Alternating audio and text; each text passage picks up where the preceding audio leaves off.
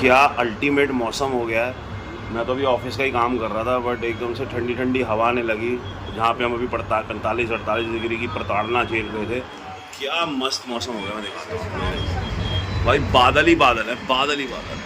और वहाँ पे तो शायद जो है बारिश भी शायद मेरे ख्याल से हो रही है। बाकी मैं एक बार ना टाइम लैप्स जरूर लूँगा आज, क्योंकि ऊपर मैं देख रहा हूँ बादल जा रहे हैं, बड़े मस्त टाइम लैप्स आएंगे। अभी एक टाइम लैप्स लेता हूँ।